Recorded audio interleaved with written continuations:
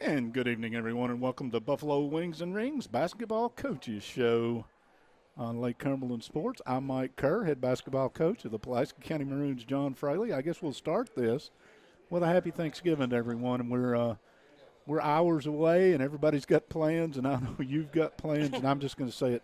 Thank you for being here. I mean, I know it crimps things a little bit, but thanks for coming out. Glad to be here, and thank you all for doing all this for the kids. Basketball season will officially crank up next weekend. I know some schools in the mountains and stuff have already, but you guys are going to go for real in about a week. Yeah, Tuesday night we open up at Madison Central. So Well, you might as well. Pretty tough place to play basketball. yes, it is. But again, you guys start out, and this is your fourth year. I did a little math. I've been playing around. You know me, I'm always fooling around. One, I feel old. I feel very old because we were talking about the coaches here, and even the coach at Rock.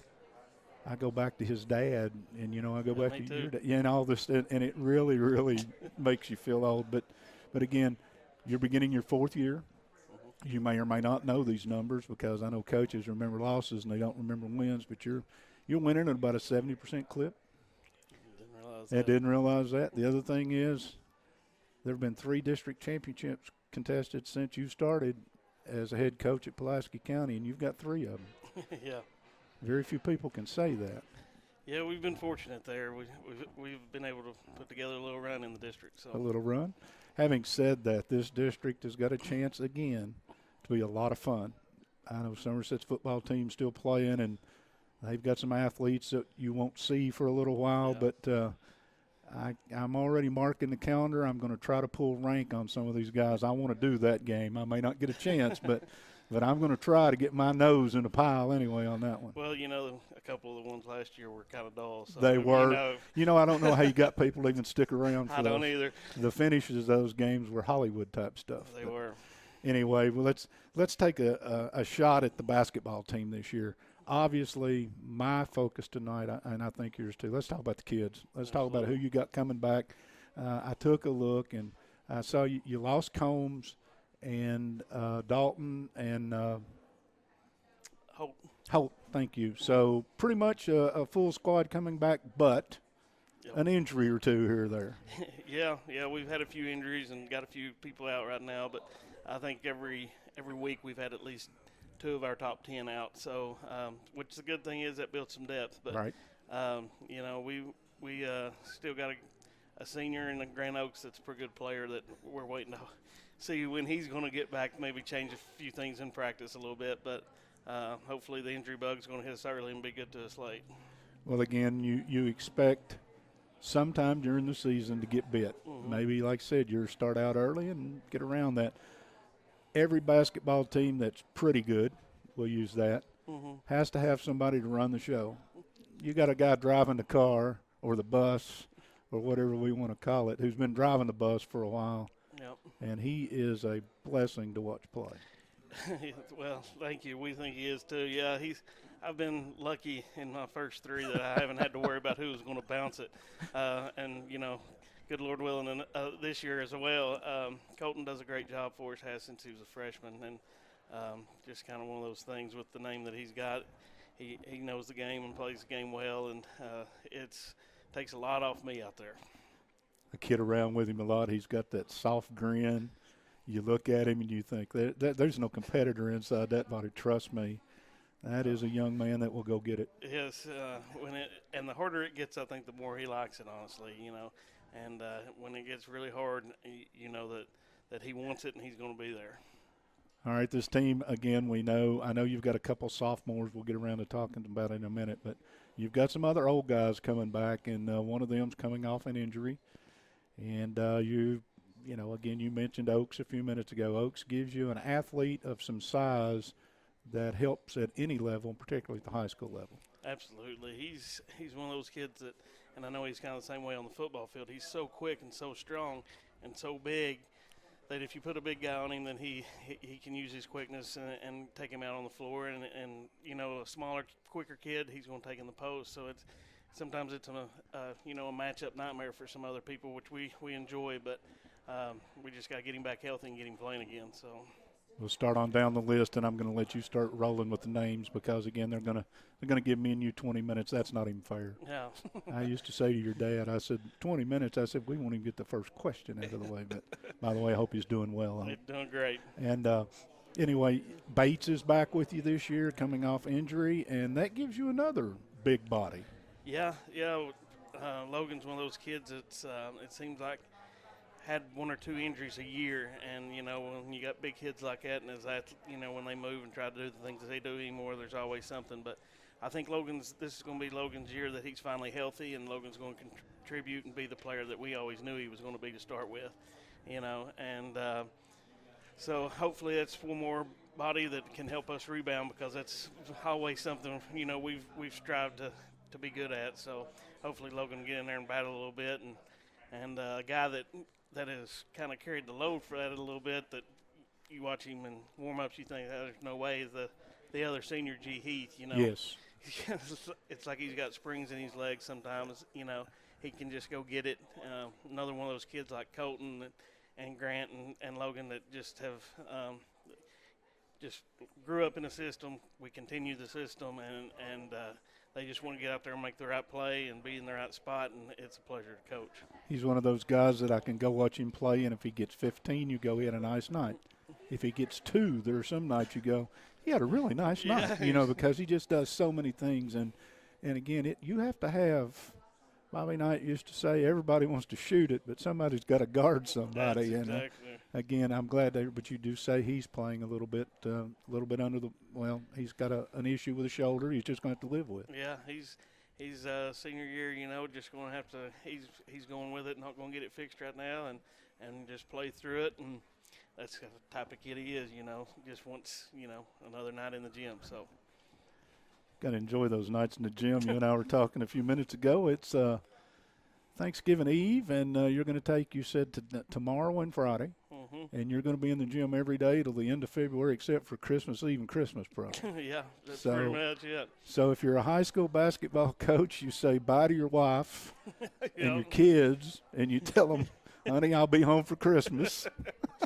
Yep, pretty much. You got to love this to do this, and I saw you grow up around the game, in the game. Then I've seen you pay your dues, and then you've gotten your opportunity. You made the most of that, and I get to sit back and smile a little bit because I could say I knew John wanted to be a basketball coach. You could see it. Yeah. And you've been a gym rat, and that's a compliment ever since I've known you. Yep. Still are. Yeah. Or you better be because Yeah. you're going to live. All right, let's get to some of those younger cats you've got. You got a couple of them that are in the 6'2", 6'3" range that I watched last year as freshmen, and I haven't had the pleasure. You've been around them all year. You've gone through the summer with them. Getting anything out of those 2 young cats that I'm talking about? Yeah, definitely. Zach Travis and Caleb Sloan, they're 2 kids that kind of got their feet wet, like you said, a little bit last year, and then we expected them to just go on and be sophomores this summer and just play like juniors this year, Yep. So we had a really good summer. They've gotten bigger and stronger in the weight room. Zach's one of those kids that can do a lot of things. At the end of the year last year, he's kind of a lockdown defender for us and could go get it off the board. And once he figured out how athletic he was, the roof's come off of it a little bit. So that's good to see. And Caleb is a kid that had a major surgery. Most people don't know about, and in the 7th, 8th grade, and he is just now truly back to being Caleb before the surgery, and it's really great because he's way athletic. He's back to dunking the basketball with 2 hands and can post up. And, of course, he's played small forward his entire life, so we're adding the post game to him, and now he's going to be able to play inside and out. So. All right, before we jump into schedule and a few other things, because they're going to limit us on time tonight, they always do these things to me. Anybody else you want to throw in the mix right now? Oh, I forgot one for sure. Yeah. KJ. Yeah. Well, we've got a couple of juniors. Yeah, you do, and I apologize. Yeah, they KJ Combs and Dalton Bertram are 2 guys that they're the 2 guys that have kind of stuck it out and been with it through the whole process and have worked their tail off in the off season. And KJ was a guy that ended up playing a lot for us last year and just kind of we just kind of threw him in there and made it stick. So KJ's been through the wars, and he'll be going through them again with us this year. And he's another kid that's, because of his strength, he can take you inside, or he's comfortable shooting the 3 too. So Dalton Bertram's a guy that a kid that is extremely athletic. I don't even think Dalton knows how athletic he is. And when he gets out on the floor and we get him moving, he's doing a lot of really good things for us right now. We're really excited about Dalton and think he's going to be a big part of what we do this year. We'll switch gears for just a second. We'll talk about this district. And, again, you see them in the summer, so you kind of know what Casey's looking at and what Rock's looking at. I get to see them through November, December, January, draw my own conclusions. But if you look on paper, the team across town from you is going to be pretty good this year. Yes, they are. Somerset's is pretty much returning their entire team. I think they maybe lose one senior like us that played a lot, and they're a good group, athletic group that it's kind of like our kids. They played a lot in middle school, had a lot of success in middle school, and then when they got to high school, they just kept playing. They've played from an early age, so they've got a lot of experience, even though the majority of them are juniors. And, it's like you said, I don't think there'll be many in the gym the 2 nights we tip it up this year. 12th region, as always, will be a crapshoot. It's last year, again, I looked at it going into the region, and I'll probably do it again this year when you start about the region tournament and say that they're trying to tell me something. Anyway, you look at the 12th region, and every year, you can pick on paper 5 or 6 and just throw their names in the hat. Absolutely. And it's going to be kind of like that again. I remember last year, I think Danville was a dirty word for that game, but again, that was one that could have gone either way.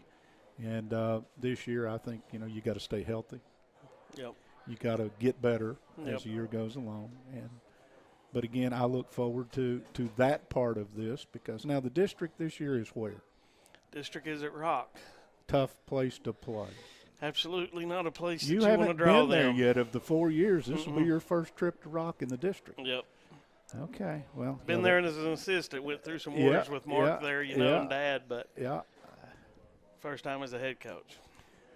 All right, we've got all that taken care of. Let's take a second and thank your coaching staff, because you're not the only one who's spending a lot of time in a gym. You got a bunch of guys that help you do this, and without them, you can't do this. Absolutely not. And one of the blessings we have, or the good things, and when you talk to other coaches, you realize how good we have it, or at least I have it, and the fact that I have one program from the 6th grade through the 12th. It starts with Shannon, my brother, and Chris Blankenship. They do the middle school, and Kevin Measle helps them, and they are teaching the same things we are. When the kids get to us as freshmen, they're doing the same. They've done the same things for 3 years that we're doing, and Shannon and Chris and Kevin do just an unbelievable job of the fundamentals and just teaching them to play and putting them in situations. These guys go to Lexington at least once a month, sometimes twice a month. They're traveling with them. They get 35 games. Me and Dad had this conversation today. I didn't have 35 games in me when I showed up in high school. Exactly. These kids get 35 a year, that's, minimum. So, and then, it's against good competition, too. It's not like they're going out here and playing pickup with somebody. It's, they're playing everybody all over the state. Yes. And, I'm lucky that I was able to get Chris Fitzgerald to come help me. And he's a guy that has run his own program at Southern and just knows how it works, and, of course, grew up with us and understands how we believe because he played for Dad. And so he's another guy that is in there working for us every night. And the final one, new hire last year, and kind of I'm leaning on him really hard right now because he's the young guy with no kids. Blake Burton, yes. He's doing a great job for us. It's always nice when we can bring it full circle and bring a guy back that played for you, So he's doing a great job, and I'm just really blessed in that area. Dad always told me make sure you hire smart people. So. Yeah. I miss your dad. I thoroughly enjoyed it, but I do appreciate you because I feel about as comfortable around you as anybody I know. And we look forward to the season. We're going to get a chance to see you play a few times this year. Yep. And again, all I can wish you is the best of luck. As always, we're at Buffalo Wings and Rings here with a coach's show. And in just a moment, I'm going to step aside, and Bob Boone's going to come on board with the girls' version of the Pulaski County Maroons, Coach Chris Adkins, and turning those two loose with a microphone is a little bit dangerous. It is. Anything else you want to shoot at us before we go to Thanksgiving? Tell all your players to what? Eat a lot, sleep a lot, stay healthy, and be ready, right? That's right. Drink a lot of fluids. Drink a lot of fluids. Be ready to go when we get back there Saturday. Tuesday night. Yes, sir. On the road at Madison Central. Know how to pick them, don't I? Don't you? I looked at that schedule. Way to load it up. You know, I've I done got it one, every year. I'll close on one more stat. All right, you've been a head coach 3 years. How many of those years have you won 20 or more games?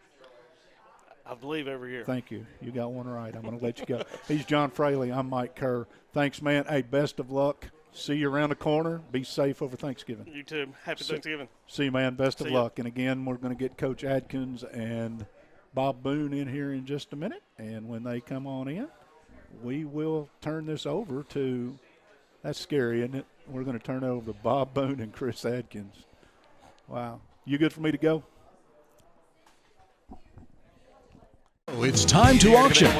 Who you gonna call? Whether it's a farm, home, personal, or commercial property, Ford Brothers Auctioneers bring home the bacon for your next auction. On-site, online, simulcast.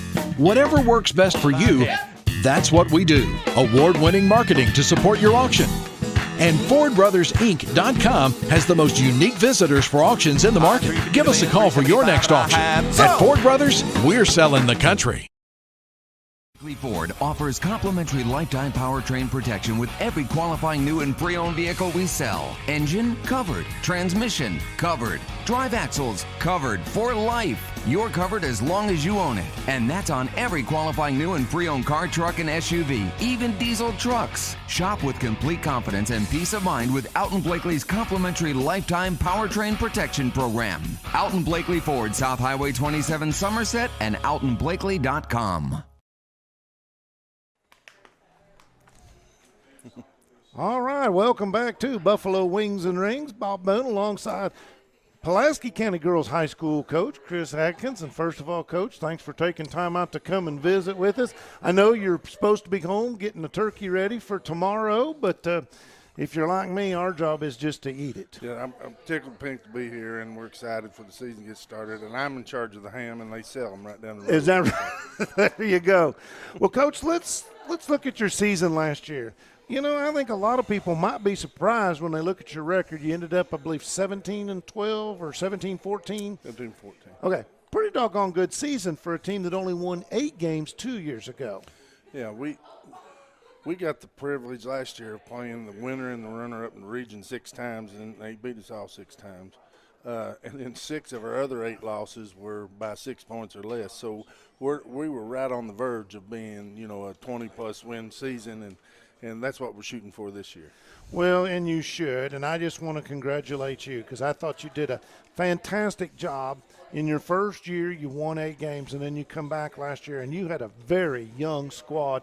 And as you mentioned, the region champion, and, of course, they kind of went on to have some success in the Sweet 16. So 6 losses to them is that's tough on anybody's. So you're going to get them a couple times this year. Before we get into your squad, talk to me a little bit about your schedule this year. What is your philosophy when you schedule games for the upcoming season? Well, back in the spring, we scheduled some new games, new venues, some Saturday showcases, and that's when we still had Shelby Cothran, which was our leading scorer coming back and our point guard. And so we wanted to go to different parts of the state and give some exposure to our team and our girls. And so we've upgraded our schedule quite a bit. We had 6 teams drop us that we had played and picked up 6 that are pretty stout opponents. So, is it your thinking that tough pre-tournament schedules help prepare you for the postseason? Absolutely. If you just can't get demoralized, you know, if you're right. So we think we got enough experience. We had a great summer. We played some good competition around the state and did really well. So we feel like we're ready for a stiffer competition. Last year you started off against Adair County, Bell County, and West Jessamine. This year you're going to get Adair County, and you traded Bell County for Corbin, and then again West Jessamine. You went 3-0 last year to start the season. You got to like the fact that these are some girls that, your girls are familiar with these opponents. Yeah, yes, absolutely. Our girls have, for the 3 years I've been there, they've all either started or been in the rotation. Everybody's there again this year is going to be in the same boat. So we have a lot of continuity, and people know their roles now. And we're not only just introducing things this year, we're trying to get to the next level, which is, what's the third step in each of these plays and so forth. So. How has your preseason gone, getting ready for this season? We've had some injuries, but they're all healthy. Today was the first day we had all but one of our athletes in the gym with us. We have a lot of multiple sport players. Some played volleyball this year, and some ran cross country, and in the past, and we got several that play softball. So we have that in our school building, and everybody wants the best athlete, so we have to all share them. So very good. And that's something I've been a strong proponent of for years. Let them play whatever they want to play, and when it's your season, and you move on and have fun. Life's too short, and high school's too short. They may not think it, but you and I know high school, to be able to go back there sometime would be a hoot, wouldn't it? Absolutely. Indeed. Well, let's talk about your girls a little bit. You're a year older, pretty much across the board. I think last year you had you didn't have a senior on your team. And so haven't had one for 2 years. This is our first senior night. First senior night. So that's something everybody's going to have to get practiced up on. Right. But that's a ways off. So, but talk to me a little bit about your girls and who you got there on your squad. We have 2 seniors. They're 3-year starters, Heidi Thompson and Haley Ridner. They play the shooting forwards position. They're both excellent shooters from the 3-point range. They're great leaders of our program. They're wonderful girls. They're academically strong. I've never had one bit of problem with either one of them, and we look forward to what they can do this year. They've worked really hard in the off season. All right, so you got some of that senior leadership, and then after that you get pretty young. You have what, one junior or two? Couple juniors. We have 3 juniors that are in our rotation, and Maddie Dunn is the fastest girl in the region. She proved that in track last year, won the 100 and the 200, I think, in the regional track, and did real well in the state. So she's extremely quick, 2-year starter coming back. Dawn Wilson is an undersized post player who by the end of last year had never played post till last year. She'd been a guard all through middle school, and we experimented a little bit with her summer ago, and she did an excellent job. We had some big girls in our district alone, yes, in the post, and she did an excellent job down the stretch when we won those 3 big games we had to get to the region. But we're excited for her improvement. And then we have Molly Nelson, who's another junior, who's a 3-sport star. She plays volleyball and an excellent volleyball player, and plays softball in the spring, an excellent softball player. So we get her in between. And she's a great athlete and has improved tremendously in basketball. Yeah, very good. Talk a little bit about your underclassmen. We have 2 sophomores who are in our rotation. Both of them have started games in the past. In fact, both of them started in the 8th grade, the first year we were there. And that's Caroline Oaks and Madeline Blankenship. And Caroline's has inherited our point guard job this year. She did an excellent job last year playing the 1 and the 2 both.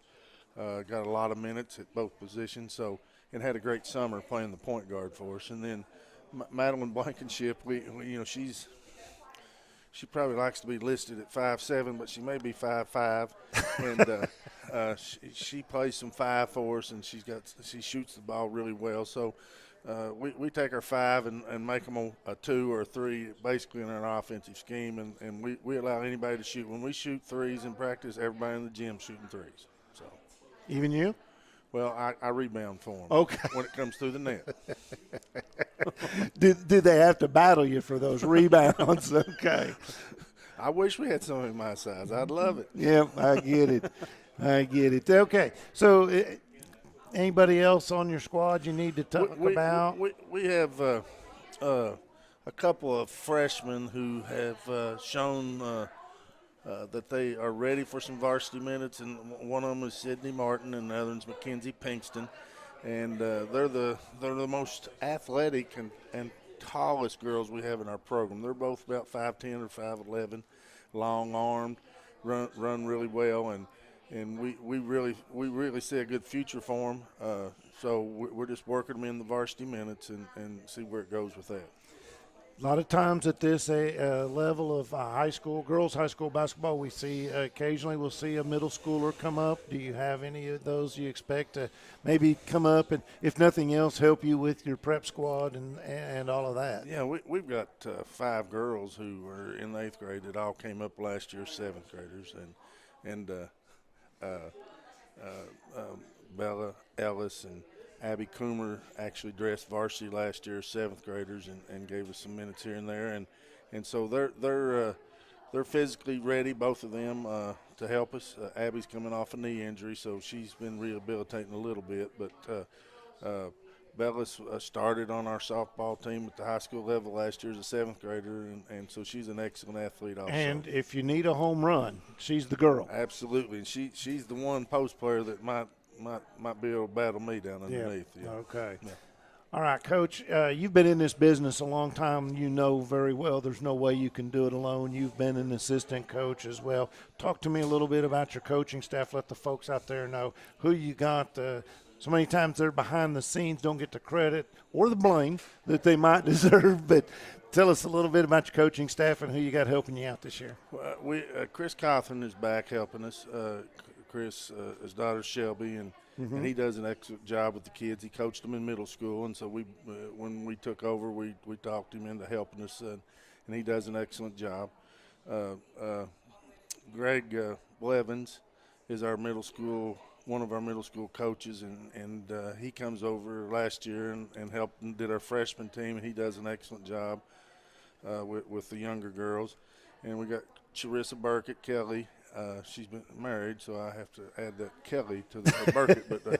But she's been with us the whole 3 years, and she's an excellent support to the program and does a lot of things that's not seen by the outside public. And then we got a new young lady this year, Delana Fothergill, which is a name we know around here, the Fothergill family, and she just came back to the community and is teaching, and we're tickled pink to have her working with our post players on a day in and day out basis. And then Katie Jackson is our trainer for the high school, and she also helps our girls basketball program. Very good, and I know most coaches will tell you it's always good to see some of the high school kids or kids that you either coached with or against, but they come back and they want to continue. There's a reason they want to come back and teach and coach. It's because of the positive experiences they had, and I know that's got to make you feel good. Absolutely, and growing up, when you'd see a physician in town, they were known as Doc. Yeah. I'm Coach A. Whoever's had me in school or on the court or in the fields, when they see me, they say, "There's Coach A." Yeah. And that's a good feeling, and I feel like it's been a positive in my life, and I hope I've been a positive in their life. Well, that's excellent. I know the feeling, and as a former football coach, I didn't win a lot of games, but it sure is cool when they come back and they just, especially now when they're having kids, you're like, holy cow, when did I get old? But I appreciate that. But anyway, Coach, let's you go back to your schedule a little bit. You kick things off Monday night. Monday night on the road in a tough region over there. Taking on an Adair County Indians team. Yeah. Anytime you go out of region, it's tough when you get them strap guys running out on the floor. And the first time I went over was with Sean Thacker in his first year at Somerset Boys, and they just opened that brand new gym. We were the first game in it. They were not going to lose, and they didn't lose, but they had a little help. Well, last year you were able to knock them off 64-50, and going to be tough to go over there. But after that, you get to come home and play a good Corbin Red Hound team. Corbin's always had good sports teams no matter what they're playing. If there's a ball and there's a Red Hound, they're going to be good at it. Absolutely. They've got an excellent coach over there, Coach Wilson, that played for the boys over there, and he's done a good job the last 3 years.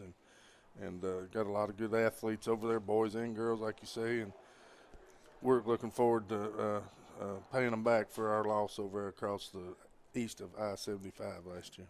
Stay out of district, but you get a couple of regional games then when you look at West Jessamine, Garrett, and Danville. And talk to us a little bit. We'll touch on the 12th region, and then we'll get more specific about this 47th district. Well, you have to put Southwestern at the top. You know, they're the defending champion, and they got most of their girls back, and they've got a great program down there and a lot of confidence going forward. And then Casey County's got everybody back. I think they've got 7 or 8 seniors, and so they're in the mix also. You know, I think they were runner-ups last year in the region. And then there's a handful of teams, 4 or 5, that are all right below that level. Those 2 teams are by far should be the cream of the crop, and then you got Danville and Lincoln, and you know, and we could be in that mix. You know, we feel like we can be, and so that's what we're striving for. Get specific, 47th district, usually some pretty good basketball played in there. Last year it was a young district as far as, you know, not just your squad, but Somerset was really young. And, of course, Casey County had lots of experience. Rockcastle was young, kind of an unusual season for them. Should be a pretty tough district overall this year, and really a toss-up. Yeah. You know, Casey County, obviously, with their 7 or 8 seniors and experience, right, and is ahead of the game right now, and we're all striving to catch them. You know, the 2 seed will be important to get away from Casey, first round of the district maybe, and we feel like we're as good as we were last year. Maybe got a chance to be better. See how it works out, but Rock and Somerset are in the same boat. You know, they got a chance to be better. They got a lot of their main players back, and so we'll see what happens on the court. And if you can get out to any one of these gymnasiums, man, I can't think of a better thing to do than enjoy some high school basketball. Girls hoops is exciting. Mm-hmm. You mentioned a moment ago that you've coached some boys basketball in the past as well. What would you say is the biggest difference between, you know, coaching either a strategy thing or a technique thing with girls basketball versus boys basketball at the high school level? Girls, you can really teach them plays. Okay. They don't have the athleticism necessarily to just jump up and dunk it or do something on their own necessarily. But when you watch a play run and they set their back screens and it's fun to watch a good team play in girls. Now boys, you know, you can teach them a play, but they're probably going to do something athletically that's really not in the total structure of that play, and they don't need it to score. So that's the biggest difference. Coach, anything else you'd like to share with the folks out there that are listening, or is there anything you would like to, anybody else you'd like to mention maybe I missed? You've got the next couple minutes here. I'm probably the only guy in this community that has coached basketball, boys and girls, at all 3 high schools. I've done the boys and girls at Somerset, the boys and girls at Southwestern, now the boys and girls at Pulaski I hadn't even County. thought. I forgot about Southwestern. And so, people forget, but a long time ago when I started this process and moved back to the community, I decided to become a teacher and a coach, and Gilbert Wilson allowed me to help him coach baseball one year at Pulaski County High School. And that was prior to my teaching. So I helped him for that year, and we won a region. So, I've just come back home to Pulaski County, and Brian Miller has been an excellent athletic director and treated me as well as anybody could treat me. So I'd like to give a shout-out to Brian. Absolutely, one of the best in the business. We're blessed in this county. We've got 3 great schools, 3 great athletic directors.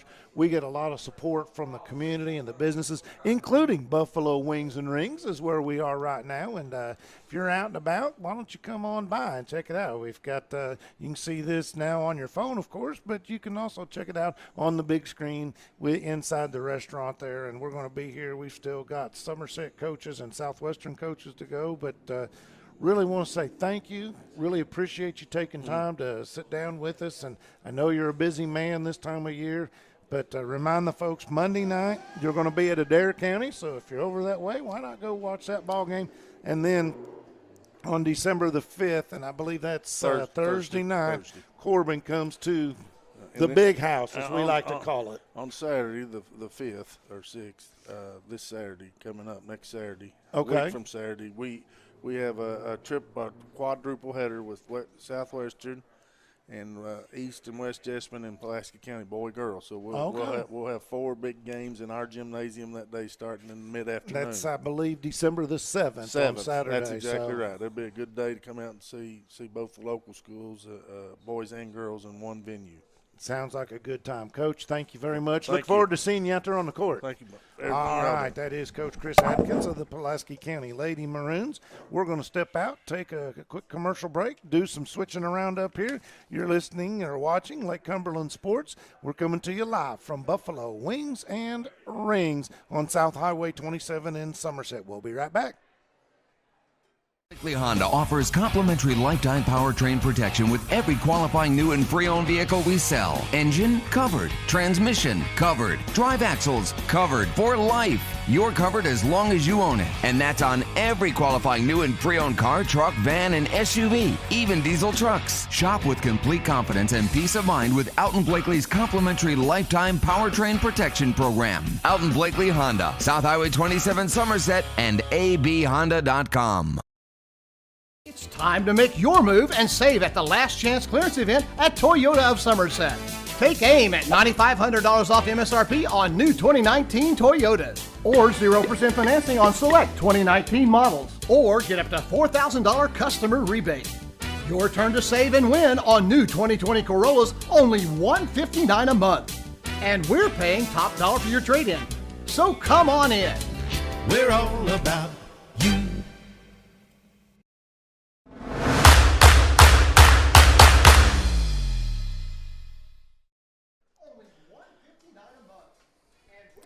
And welcome back to Buffalo Wings and Rings. I'm Chris Staten, and we're here at the Lake Cumberland Sports High School Basketball Preseason Coaches Show, and I am joined by the head man at Somerset High School, Coach Jaron Dunbar. Welcome, Coach. Thank you. Thank you for having me. Yes, sir. We appreciate you coming. Before we talk about this year's team, let's go back a little bit and talk about your last year's team. You guys were young. You graduated one senior, Chase Walker. But you put up a 16 and 15 season.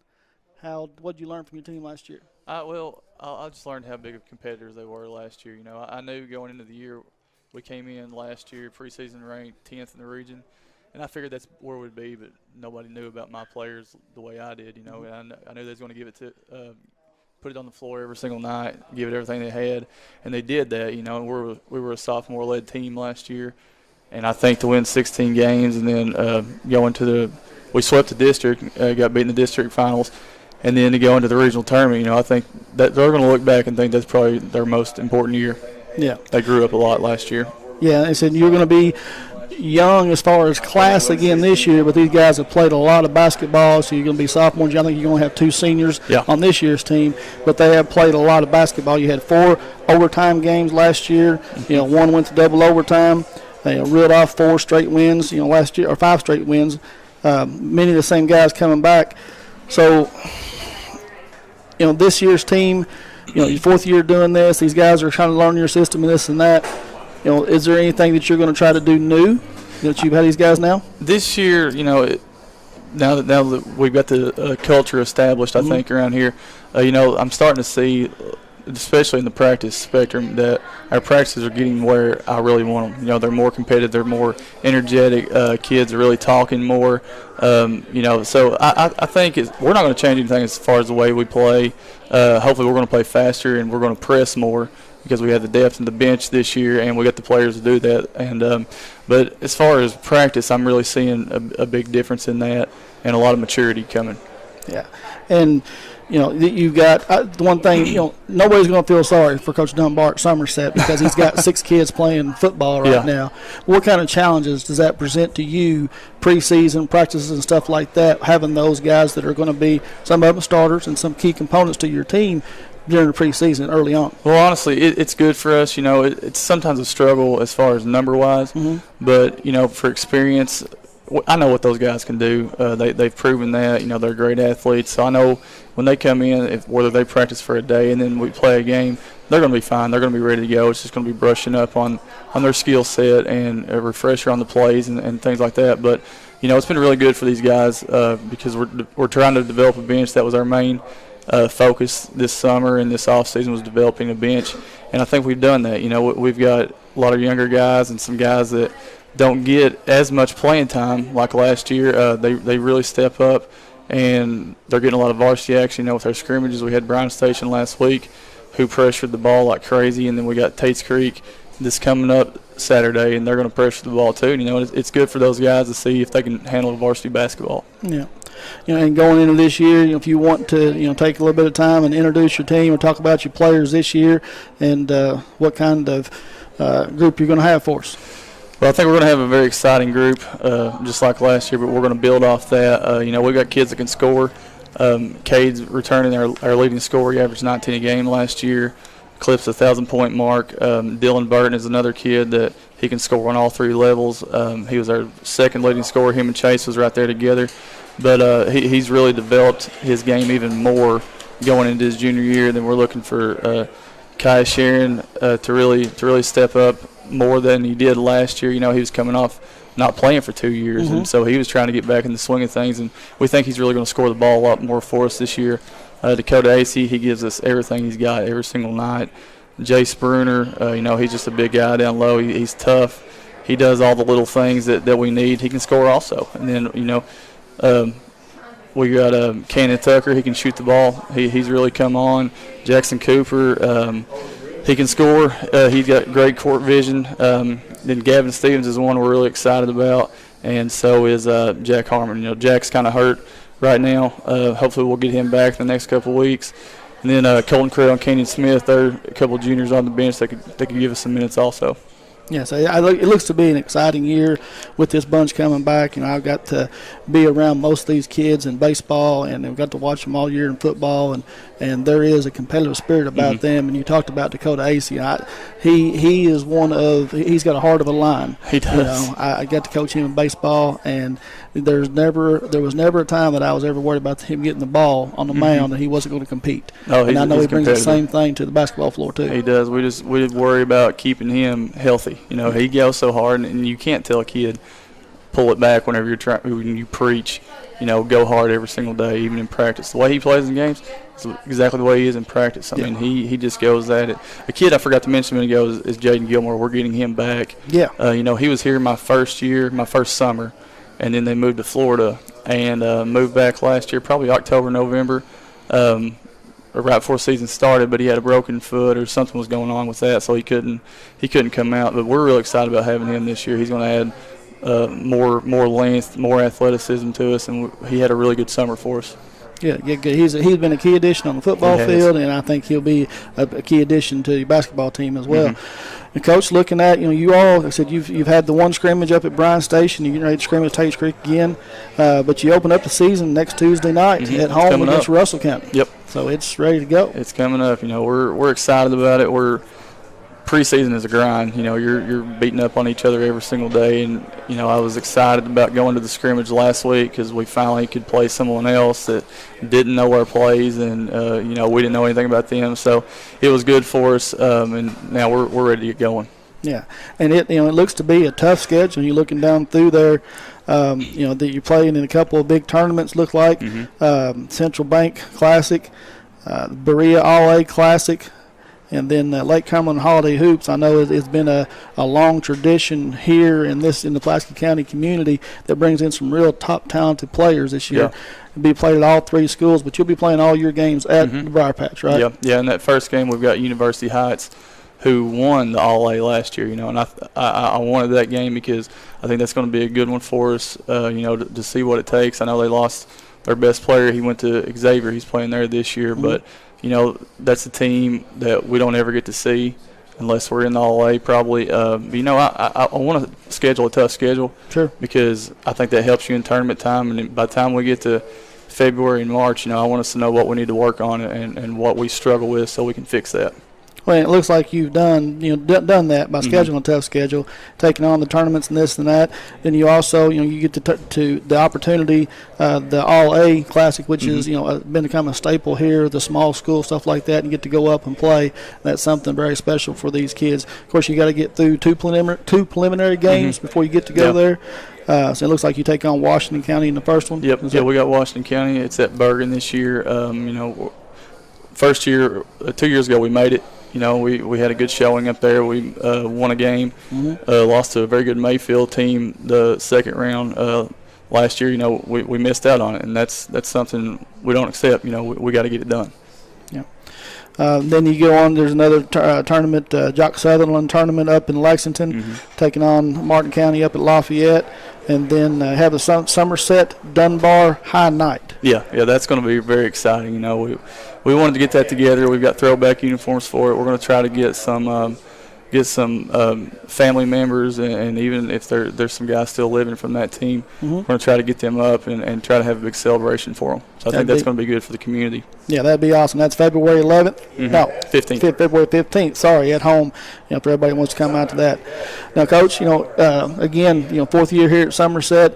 You've done a great job in the three years that you've been here, but I know you don't do it all by yourself. So, right. Some of the assistant coaches and supporting staff that you've got, if you want to mention some of those. They're guys that they don't get enough credit like they should. Cody Ross, this is his second year. He came to us, and I knew him a little bit before because he was student teaching at Madison Central on my last year. And he's a guy that he absolutely loves being in the gym. He loves working with the kids. There's many nights he'll open the gym up for them and get them in, and that helps take so much pressure off of me. And then Cody Johnson, this is his third year with us. He's doing our freshman. Once again, he's another guy that loves being in the gym, loves working with our kids, loves what he does. And he's not in the school system, so it's tougher on him having to balance that and his job, but he does a fantastic job with it. Coach David Akins, our JV coach, this is his second year back with the program. It doesn't get any better than him. He's an awesome guy. The kids love him. They really respect him. And, he bleeds purple and gold. He wants these guys he wants all our sports to succeed. And, he's all in. And then Coach Kevin Burkett is with us. He brings such a wealth of knowledge to our program, and he does so many things behind the scenes that nobody even sees. He's on top of everything. He'll quiz me before we leave for games. Do you have this? You have this? Sometimes I forget something, and, he takes care of it. So he's another guy. He's been through, I think, 4 different head coaches here at Somerset, so he knows a ton of systems. But, he's stuck with it, and I think that says a lot about him. Yeah, it's great to have that kind of supporting staff that helps you make your job a little bit easier, practice-wise and game-wise. I want to talk about just a second, see what it means to you, the fan base here at Somerset and the Briar Jumper Rowdies, the student section. That's especially at a small school like this, that's something that it seems to give the team a lot of confidence when they know, the guys are there and they always outshow. What does that group mean, what they kind of do to your team and your games? Well, it's incredible. Our fan base, they travel to watch us every night at home. They're there. The student section is second to none. They give us the spark that we need during every single game. And it's incredible because I'm not from here. As I played at Russell County. When we come over here to play, it's a tough place to play. So I've seen both ends. It's good to be on this end, and have all that home court advantage. This year's district tournament's over at Rockcastle County this year, and I know that's always has been and seems like a tough place to go play. It really is. We've not played too well there the last couple of years. Last year I think we was up by double digits. I know 15 or so with just a minute and a half left, and they cut it. We ended up winning by 4. It was just one of these places, I don't know. Jay Springer loves to play there. He's recorded double-doubles the last 2 times we played. But, as a team, it is a tough place to play. But, we're excited for it, and we're gonna be there, and, we're going to make a run at it. Yeah, and I expect you all to do that. Looking at, some of the other players, some of the young team that you've got, JV guys coming out this year, some new guys to the team. Yeah, Logan Purcell, he's a hard-nosed kid. He plays the point. will definitely get a ton of JV time, and it wouldn't bother me a bit, to put him in a varsity game. He's heady. He understands his role. He's not going to make turnovers. He's going to distribute the ball out where it needs to go. And then, we got Dane Thomas who works tremendously hard. I think this sophomore year in JV is going to be a good year for him to get his feet wet and hopefully help us in the future varsity-wise. And then Zane Stinson and Christian Lay, they're 2 kids. They never miss anything. They work their tails off as well. So we're expecting them to have a good JV year. And then, you go down to the freshmen, the twins, Jacob and Gerard Smith, they're doing great things on the football field right now, and I think they're going to carry that over. Gerard is physically, he could go in a varsity game right now. He's so physical. And Jacob, I think Jacob's going to be the more athletic one whenever it's all said and done. So, we've got some good young guys too. Yeah, and you've talked about, having the depth this year, maybe doing a little more pressing, like that. Will you try to go 8, 9, 10 deep? I think we can go 9, possibly 10 deep. I really believe that. Yeah, that makes it a lot easier when you can have that. It does. Foul trouble. Somebody's going to get in foul trouble. It's a given. We're a very physical team. That was one of the compliments. I take it as a compliment that teams gave us this summer. They said, "Coach, your team is very physical," and we didn't even have everybody. Mm-hmm. So that's something that we do pride ourselves on because it's a physical game. The scrimmage we had the other day, we beat and banged with Bryan Station. They could have called probably 80 fouls altogether. That's just the way it is. That's the way we play. And, having a bench really helps there. Yeah, and you talked about the scrimmage game. We've touched on it a couple times here, but didn't really talk about it. How'd the game turn out? Well, they played probably 10 or 12, and they were pressing the whole day. And we were so short-handed because our JV played at the same time. So I only had 7 for the most part on my bench. But my guys competed, They just kind of wore us down in the second half, and they got pretty hot from 3 in the fourth quarter. But my guys competed, and that's all you can ask in that situation. We had our turnovers were a little bit more than we needed, and we shot the ball 23%. And I don't think we're going to shoot it that bad night in and night out. So I'm not too concerned as far as offense goes. We do have to take better care of the ball. And, once we get everybody in, we're going to be just fine. Yeah, I know. I was looking at some of the stats that we looked at, listen to that. I know that you want to improve on the assist-to-turnover ratio. I think last year you're 1-to-1. Yeah, we need to be 2-to-1. Need to be 2-to-1. So that's something that you need to take, and having Kate Grundy, being able to put the ball in his hands and make some better decisions. And like you said, having you guys another year under your system and being with you, I think will make better, more smart decisions. Yeah, all of our losses except one was 10 points and under. So that's just a couple possessions. And I think that goes back to our youth, inexperience not being there. It kind of crept in at times. It's just a couple possessions. It could have been a turnover. It could have been, some free throws missed. That's just the way it goes. And I think we're going to clean up on that this year and really learn how to close games out. Yes, sir. And we talked about opening game being next Tuesday night at home against Russell County. And then from there, like you said, it gets going. You go from there, and you've got Lincoln County on the road, Boyle County back at Briar Patch, and Rockcastle. So in December, you guys are going to play almost a full schedule back in the month of December. Yeah, we've probably got about 12 games in all, counting the tournaments. Now I do want to say something about the December 7th game at Lincoln. That's the day of the state finals. If our guys are in the state finals, I've already talked to Coach Jackson. He agreed completely. We're going to reschedule that game. We're going to be up there at Kroger Field supporting these guys. Okay, yeah, I just now caught that myself. Yep. It is the day of the state championship, and hopefully the guys will be there. Yep. And will that be something that you guys will reschedule later on? Yeah, we'll do our best to. We'll look at our schedule, we'll look at theirs, and we'll try to come up with a common date. Hopefully we'll get that in. Okay. Well, as we get ready to wrap up here, Coach, is there anybody else that that I've left out or failed to mention or something like that you'd like to mention? I think we've mentioned about all of them. We've got so many, it's kind of hard to keep track of at times. But this is a good bunch. I hope we don't get started off slow with trying to put everybody together. But I think we're going to be just fine. I think those football guys are going to come in, and we're all going to mesh together, and we're going to be fine from the get-go, But if we're playing our best basketball in December, that ain't good. Right. We've got to keep peaking, and we want to be playing our best basketball come tournament time. Well, like I said, we talked about, mentioned the football team and hopefully playing for a state championship on the 7th. And I know that's your goal going into every year, that Absolutely. you want to be at the Rupp Arena at the end of the year, being a state championship too, and hopefully get those guys back and we'll be ready to go. So, Coach, I appreciate you coming out. Thank you for your time. Appreciate Good luck it this year. I know the Broward Jumper Nation's glad to have you. Thank you. Thanks, Coach.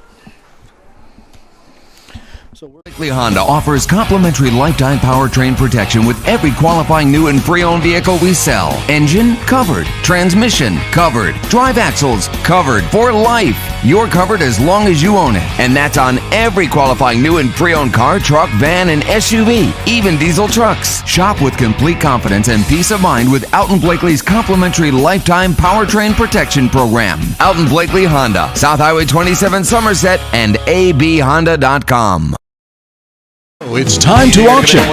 Who you gonna call? Whether it's a farm, home, personal, or commercial property, Ford Brothers Auctioneers bring home the bacon for your next auction. On-site, online, simulcast. Whatever works best for you, that's what we do. Award-winning marketing to support your auction. And FordBrothersInc.com has the most unique visitors for auctions in the market. Give us a call for your next auction. At Ford Brothers, we're selling the country.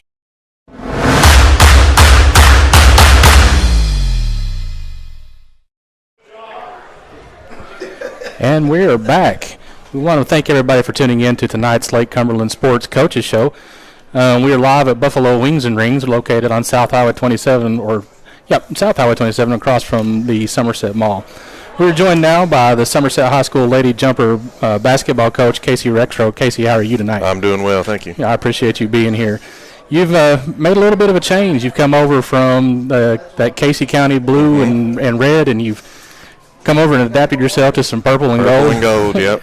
So we were talking a little bit beforehand, because a lot of people may not know you, so I want to give a chance to everybody to get a little bit of a chance to know who you are and what's got you to the Somerset job. Right.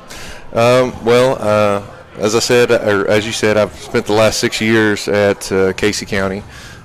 Spent the last 4 years there in the girls program. Spent the 2 years before that in the boys program. Kind of doing a little bit of everything from middle school positions to, just assisting with freshmen, JV, varsity, all those things.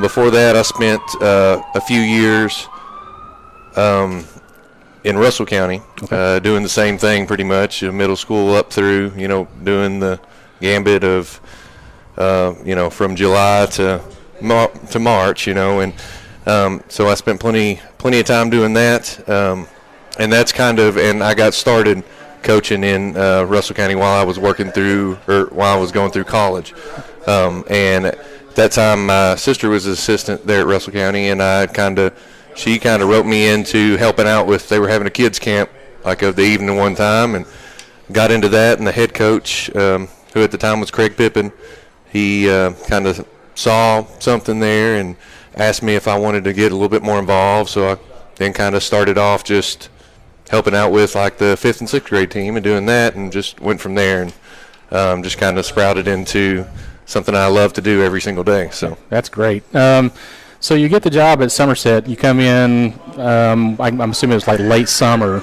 Yeah. So it gets you in a little bit of a late start, but I kind of would like to know and let the fans know how you feel like the season, or the preseason is gone from the summer up until this point, because you got your first game comes up Monday night. Yep. Well, it was a late start. I got hired about a week before school started, something like that. Mm-hmm. So I missed out on all that, a lot of the preseason stuff, and then even then, I had so many different things to get accustomed with. My new teaching position, had a few trainings and different things that I needed to do, so we weren't really able to get started anything basketball-wise until about a week into school. Okay. But as far as that goes, the transition has gone pretty well. I've, felt very welcome from the beginning by the girls, and I'm thinking we've spent this time so far still kind of feeling each other out. They're trying to figure out, my style, which is a little different. I'm a little more laid back than they're used to, as far as getting them on them in the heat of the moment. But then when it gets down to it and there's something that needs to be fixed, they have found that I'll get them. But it's just been just a different style than what they're used to, and it was and it has been a struggle kind of. And I've said this on a couple of other shows I've been on, but it's been a struggle to get kind of even 5-on-5 out on the floor for the first little bit. But it's because we have not a whole lot of numbers high school wise. And then a couple of them that we've had a few injuries and different things like that, and then had to wait. Luckily, our middle school program did very well this year. But that was, that pushed us back a couple more weeks of getting to where we could actually get even 5-on-5 out on the floor. So that put us back on that perspective. But we were able to do all the other things that I want to do. We might not have been able to get 5-on-5 to get the kind of get some of our plays and get some of the system in early, but we were able to do the fundamentals and the things that I want to be implemented in that system. So we were still able to get all that work done, and it has, the last couple weeks have been a lot of cramming of just stuff, and then in the last week we've had to we've got all the stuff in. Now we just need to pump the brakes and just get everything perfected. So that's kind of where we're at right now. Okay. What do you think right now as you look at this basketball team? What do you see as the overall strength of the basketball team? The overall strength? Again, like I say, you're still filling it out. Yeah, we're still filling it out. I kind of feel like actually, from what I have seen so far on everything, I would have to say the competitive nature of these girls is going to be our strength. Because there's going to be times that there's going to be people that may write us off at points in time in certain situations or whatever. I'm not going to put anything past just the competitive nature of these girls that I have seen that they are going to work. They don't want to lose. There may be times they don't even want to be on the basketball floor, but if you put a score on the scoreboard, they ain't going to lose. So they're going to make sure to do everything they can to make themselves and do the best for what is for the team. Other than that, I'd have to say probably I feel like we're pretty flexible on different. I think we're going to be able to accentuate our advantages on any given night. Which one night it might be a different advantage. One night we might have a speed advantage. One night we might not be many nights where we have a size advantage, but there will be some because our girls aren't necessarily. We don't necessarily have the height and size, but they are very strong. So we'll have some strength advantage some nights. There'll be nights we have shooting advantage. There'll be nights we have the defensive advantage. But I think our flexibility in that, being able to play to different strengths, I think that's probably it. Well, that's good. So let's get into your roster a little bit. I wrote down some names, and hopefully I'm not missing anybody. Okay. I'm just going off of what the KHSA app tells me, and not so much what the picture shows. So help me. So if I miss one, help me out. Okay. So your senior leadership comes from two ladies, Ashley Holt and Lauren Fouch. Yes. Give me a little bit of insight about those two young ladies and what they bring to your table. Those two, they are like that. They helped my transition a lot coming in here, just because they were ready and willing to lead. They were willing to talk to me about things they felt were strengths, things they thought were weaknesses. So I was able to kind of just talk to them and kind of get their perspective. But also they're talking to the girls in practice. We have some very strong juniors and seniors there. But we have a lot of the younger players. So I told each one of the juniors and seniors right before all the middle schoolers were coming over, I said that they, whether you are naturally or not, or whether you want to or not, you're a leader. And so those two especially have been very good in that fact, not just vocally, but also with just their leading by example. So you're going to, with them, you're going to get, both of them are very capable shooters. They can get on a roll offensively on that. Lauren's one that's going to be able to play inside out some. she's, in the past she's gotten stuck in kind of high post roles and, given a role as a rebounder or anything else. We're going to be asking her to do a little more than that, be able to step out and hit the three when need be able to, go inside and post when need be. So she can do all of that, and Ashley makes some of the most very polished moves of, when I came, that was honestly, it caught me by surprise when I saw in practice some of the polished moves that she can make. The one thing with her, just getting that consistency and just keep her continually going, because I don't even know if she believes how good she can be yet. So that's something with her too.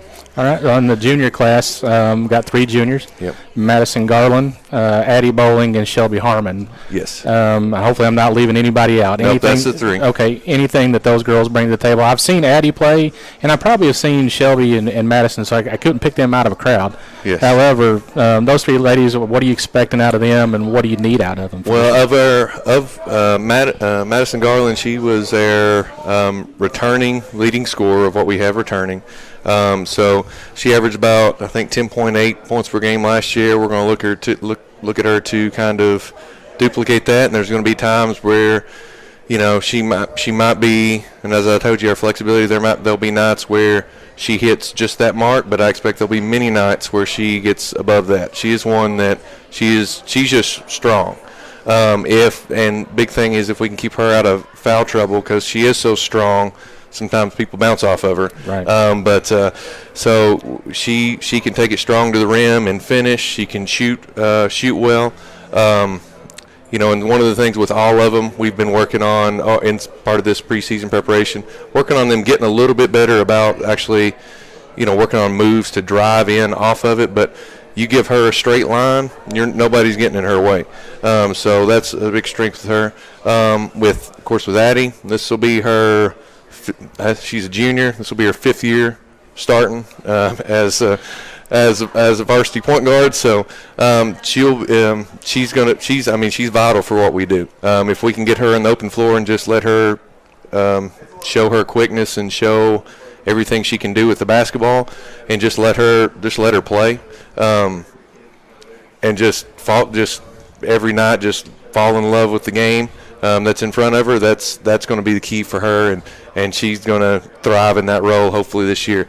And Shelby Harmon, she's will be a post that will be coming in, probably some off the bench for us. But she will be very important as far as the depth that we have. Like I said, we don't necessarily have the most on numbers, so she is going to be very vital in that aspect of just being able to give us that depth off the bench of someone that I know can go in there but not have to worry about the mistakes being made. Okay.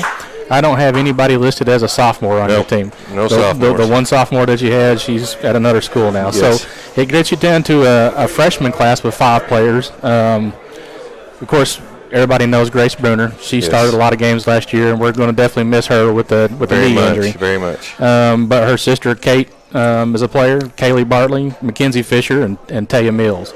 Yes. I'll add one more in there of just a freshman is Bailey Bender, and she you're fine. And with her, she wasn't going to probably get as far as varsity minutes and things like that, but she had a little knee injury herself in like a JV game the other night in her scrimmage. So as far as her, she's one that's just got a good heart and you want to have out there on the team. So I feel bad about that, but I just wanted to make sure to mention her. And then so back up with, of course, Kate Bruner. We're going to look for her to have to fill in some of the minutes that we're going to lose with Grace. Mm-hmm. And Kate's one that she does everything pedal to the metal. She doesn't know slow down. She doesn't know when to stop, which that can be good and bad. Right. So she'll be one we'll have to keep out of foul trouble as well. But we'll look to get her a bunch of minutes, just of defensive intensity.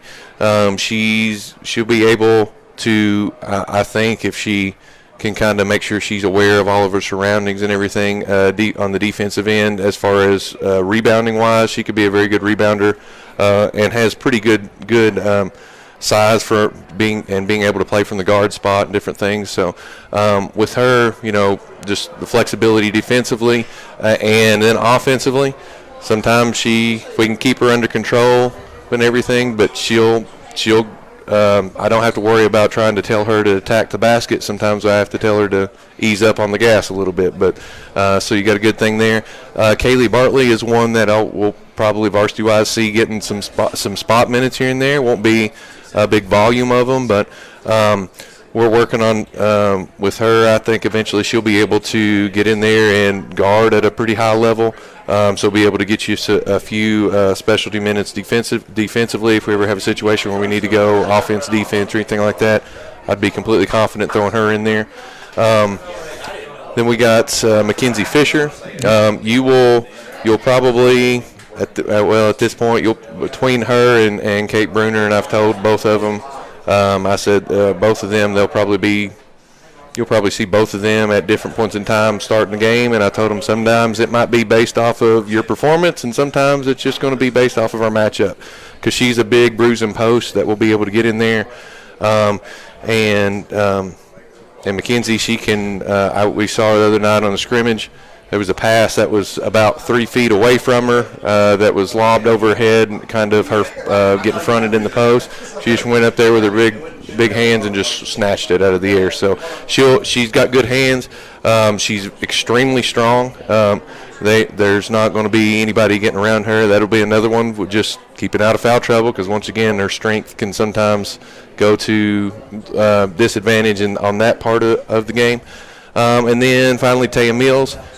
She is one that's she'll be handling the ball a lot for us on our JV side, and then we'll be bringing her in. She'll be getting a lot of relief minutes for our guards when we need a little extra ball handling or whatever else. And she's one that she can get hot and knock down a few shots for you too. So she's one that if you can, if I've have a night where some of the other girls are getting the attention of the defense, and you throw her in there off the bench, she can knock some down for you. So I know you got some kids that'll play up from the Meese Middle side. Right. One 8th grader. Yes. And that's Sarah Beth Thurman. But I'm sure you'll probably have some of the 6th and 7th grade players, even if they just dress or help practice. Yes. Would be a big thing, because that Meese Middle, that 6th grade class won it all in the state tournament. They did. And the 7th grade made it pretty deep into the tournament. I want to say they made Final 4 or maybe Final 8.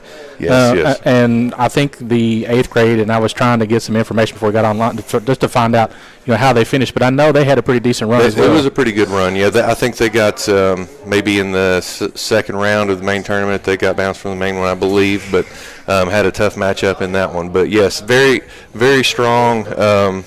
Just feeder program right now. They're doing all the things right. We just got to make sure we just keep those, keeping those numbers. Right now, my main focus is keeping those numbers that are there all the way through, through their high school years. So I want to talk about your coaching staff as well. Yes.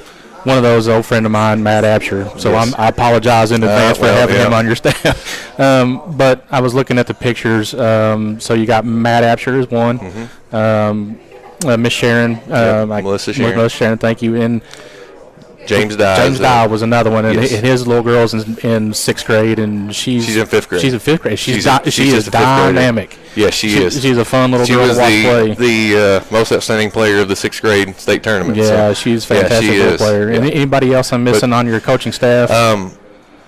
No, that's our coaching staff. Okay. Yeah. Anything that you want to talk about? Well, they have.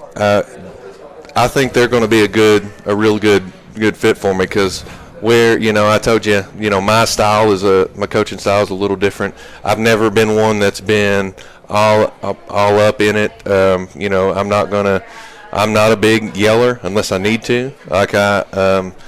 And I will, but I'm not going to. I'm always been to the thought, if you're going to yell, you want it to be. You you want to make sure you want to use it like an exclamation point. If you're putting an exclamation point on every sentence, nobody's paying attention. Correct. So that's my style, and they are going to be more up in the girl's face, and I mean, well, not in their face. I know, but you know what I mean. I do. Yes. So they're going to be all more up and going to be more vocal, I guess I should say, on those things, and which it's worked out really well.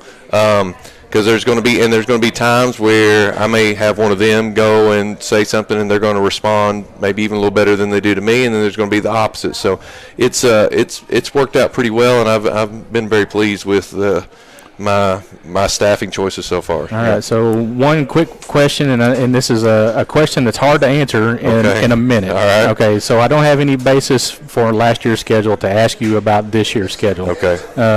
Just a quick breakdown of how you think that your team matches up within your district, because that's probably going to be within our district, right? Yeah. And that's kind of maybe an unfair question because I know Casey County in the district, yes. correct? And that's a hard one to start off with. Well, I will tell you, it's. I feel like we have one of the tougher regions in the state, and I believe we absolutely have the toughest district in this region. So when you've got the toughest district in one of the toughest regions, if not the toughest region, in girls basketball in the state of Kentucky, you know every night is going to be a throwdown. Right. There's going to be, I believe you're going to see some within this district. You're going to see some upsets. You're going to see so. I feel good about where we stand. I honestly feel like, right now, I don't think anybody could say that Casey County's not at the top of the pile. But I think other than that, right now it's just a dog pile, and I think that's what it'll end up being in the district. I think you'll see some, you may see some blowout losses, and then you may see some the next time those two teams meet. You may see the upset, the team get an upset that was on the other end of it the first time. So I think you'll see a little bit of everything, and it'll be an exciting district to watch this year. I think so. So before we part, I want to say thank you for taking the time out to come down here and talk a little bit about the basketball program. I want to wish you the best of luck this season. Thank you very much. I know, like you said, young team, but they've got that schedule should prepare them for the later on in the year. So be patient, but I think you got a good nucleus of kids to work with. I agree. So I want to thank everybody for tuning in to the Lake Cumberland Sports Coaches Show. Next up, we'll be joined with Michael Gregg, and he'll be talking to the head coach at the Southwestern Boys head coach, Chris Baker.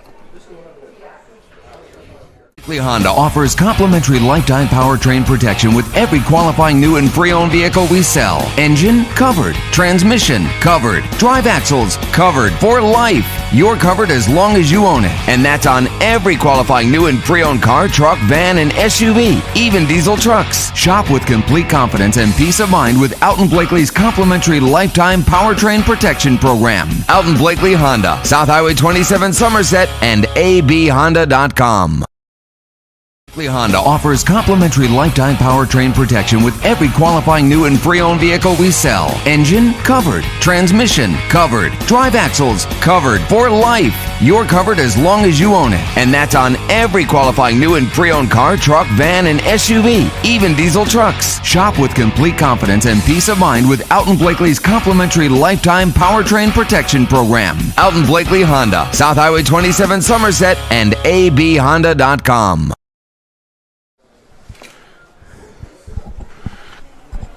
Okay, my name is Michael Gregg. I'm here with LakeCumberlandSports.com. I'm here with Coach Baker.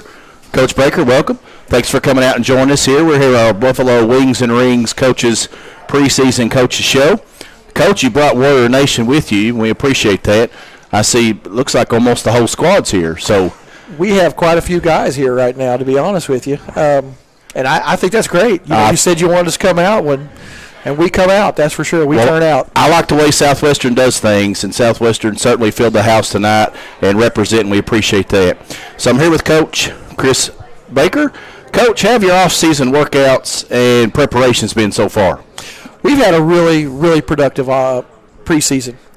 We had a great summer, played a lot of really good teams. The competition was really stiff, and it made us grow. Had some injuries during the summer that we would rather not happen in the regular season, but it gave us a chance to experiment with some lineups and play some people that ordinarily we wouldn't put in those spots, and they really responded, had some young kids step up. So now that everybody's back healthy, it's been a pleasant off season, to say the least. So the preseason's worked out really well. Conditioning went fine, and we're just ready to play some games now. I hear you. Coach, and I'm in the dark here, and I apologize. Coach, you're entering your 4th year at the helm of the Warriors, and you're coming off a 13-17 season, and one in which your squad falls short of making the 12th region tournament. Your Southwestern team plays in a highly competitive 12th region, featuring many tradition-rich programs. Pulaski and Somerset here, both in our own town. Lincoln, Mercer, Boyle, Danville, Wayne County, East and West Jessamine, along with Southwestern Warriors, just to name a few. What team goals have you set for this 2019-2020 Southwestern Warrior ball team? Well, our first goal is not to talk about that kind of stuff right there. I understand. No, we were disappointed last year, naturally, but we haven't really dwelled on it because that's behind us. That's not going to change. Absolutely. One of the things they tell us all the time is like, I can't hear. There is you're the defending champion. Like after we won the region, they're defending champion. Well, you don't defend that. That's yours forever. Just like last year, that's ours forever. There's not anything we can do to change that. We weren't happy about it, and we set some goals to ourselves that basically that our program was not that program. We had some injuries at the end of last year, not making any excuses, but McCreary did a great job. They had a lot of seniors, and they deserved to win that ball game. We talked about it once. We set our goals, and then after that, we were on our way. Awesome. So, our goal is to get our program back to where it has been traditionally year after year, and that's in the top of this region. Absolutely. So, Coach, can you talk to us about your schedule this year? Any games that we need to put a star beside as we look forward to tipping off this season? Well, all our games are our schedule's pretty tough, just to be honest with you. There's no use having that big, shiny win-loss record if you get beat in the first round of the district. You need to go out there and you need to put yourself out there, and that's why you may go 13-17, but you had injuries and whatever else. You got guys that are going to go out there and compete every night. They know what it takes to win. So we've got a pretty tough schedule. We're going to play Lawrenceburg, Indiana, in a classic, which is one of the traditional powers in Indiana. We're going to play Tates Creek at home. We've got Bryan Station. Those are games, but the ones that are that draw the people in. We're talking about Wayne County coming in. McCreary's first game with us will be interesting. I think that we're looking forward to that. Lincoln's coming in. We got our first win at Lincoln in a long, long time. And it was great because I look up and our principals are all jumping up and down the stands. And I'm like, okay, we were excited on the win, but apparently we hadn't won in Lincoln. And, we started asking people. Coach Dalton was with us this time. He said, I never won here. You go back and back. So, that game was big there, but they're coming here. They're defending region champions. All our games with Pulaski are always big. It's pretty much if you're going to come out and watch us play, you're going to see us play somebody good every night. Good. The 12th region's competitive, and so most of those opponents on that schedule, they're 12th region opponents, and so you come out, you're going to get your money's worth. So come out and see the Warriors this year. Absolutely. Coach, let's talk about your players this year. Looking at your roster, and I don't intend to leave anybody off, so if I do, please correct me here. But it looks like your team's led by 9 seniors this season, That's which right. A lot of coaches would kill for that kind of roster. Cole Dysinger, Braden Sims, Andrew Smith, Hunter Coffey, John Wood, Cameron Pierce, who I've just been covering on the football field, Tanner McKee, Chase Easom, and Luke Jacobs. How much will this experience and leadership translate into team success this year? That's what we're banking on. Those 9 guys have been with us for a long time. A lot of coaches would have just kind of pared that list down. Most guys want 3, 4, 5 at the most. We have 9. And I think that's a strength because this is a group that is the sum of its parts. I think if you come to watch us play, somebody's different is going to lead us every night. Cole and Braden were there for us every night last year, and they're both tremendous young men and tremendous players.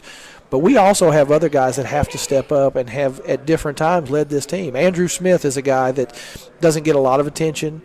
He's a 4.0 student. He stands out there. He can knock down a 3 if you leave him alone. You don't mess. If you think you're going to underestimate, that guy can knock down a 3, stick it right in your eye. He plays hard all the time. He's a guy that we challenged last year. You got to be a defender. The guy worked his tail off and became a very good defender for us. And that's the kind of role model that we want. We give him a task, and Andrew embodies that. You can't replace that. That's a kind of experience that the team needs. Luke Jacobs is a young man that we're thinking real soon is going to be in the Air Force Academy. Awesome. He is one of the best athletes and best students in our school. He works hard every single day. He never asks for any glory. He never asks for any credit. The man just comes out and works. You can't replace that. We have kids like John Wood who have a tremendous amount of talent, Cameron Pierce who has a tremendous amount of talent, and they're really good at certain things. So when you look at 9 seniors, Cole and Braden get a lot of attention, but when you start to blend them together, you can't win without all 9 of them. Sure. Hunter Coffey is a guy whose stats don't jump out and blow you off the floor or anything, but without him in the district tournament, we were at a severe disadvantage. That guy is a leader. He leads us. He's an unsung hero for us. He's a great defender. So, you start looking at all these guys. Tanner McKee, wealth of experience on the baseball field, played in a lot of big games. When he comes into a game, he's not rattled. He's not the least bit upset. I bet his pulse doesn't tick up at the least bit. He's cool. Ice wouldn't melt in that boy's mouth some days. And That's right. You like that. You can't replace that kind of experience. So did I leave anybody out? I don't want to leave any seniors out right there. Chase Eastham. Chase Eastham, there you go. I can't leave Chase out. Chase is another guy, 4.0 student. Great athlete. Will do whatever you ask him to do. One of the best defenders in the 12th region by far. A tremendous athlete. And, again, never says a word, never asks for any glory.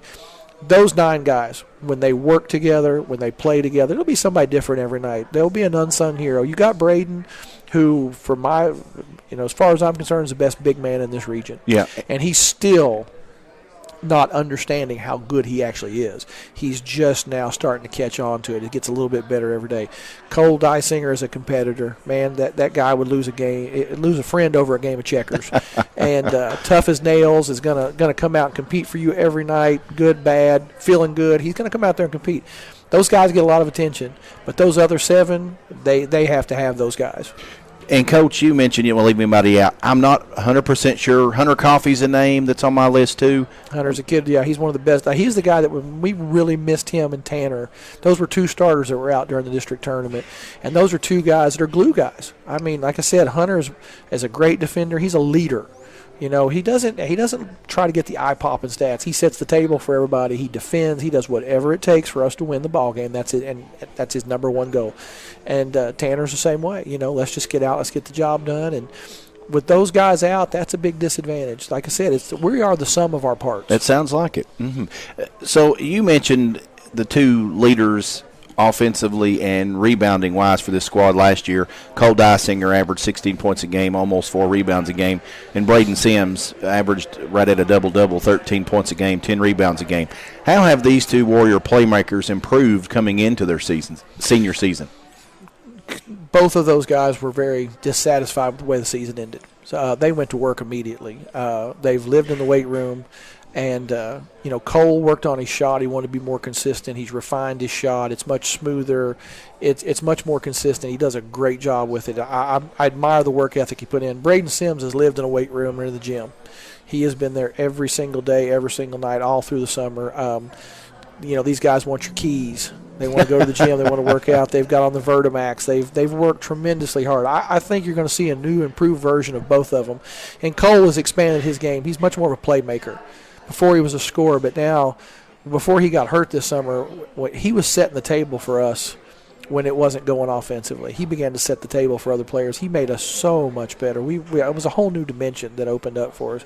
And give him credit. I mean, you got to be unselfish to do those things, and he did. And I think the fans are going to be really pleased with these 2 guys. I think they're going to like what they see out of both of them. And, Coach, we've talked a lot about your senior leadership. Who are your underclassmen that will complement this senior field squad that we're going to get to know this year?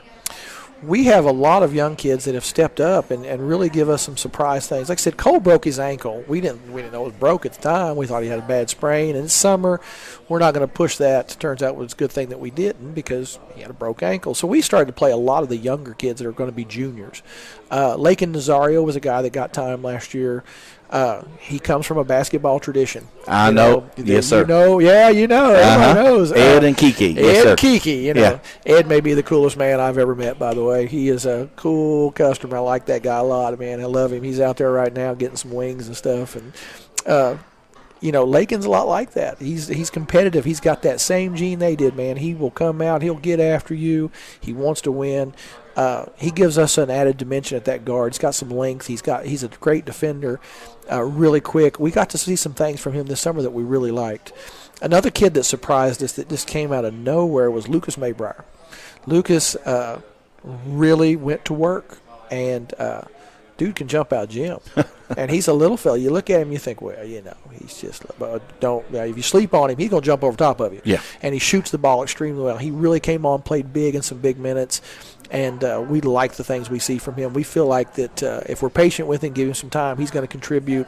Andrew Jones, big kid that's got about 6'4", plays on the wing for us, is getting a little bit better every day. And then, Ethan Meadows is a kid that was in the post. We got a ton of post players, but here's a kid that was really fighting for some minutes. He's been set back by an injury, but by the end of the year, we're looking for him to contribute.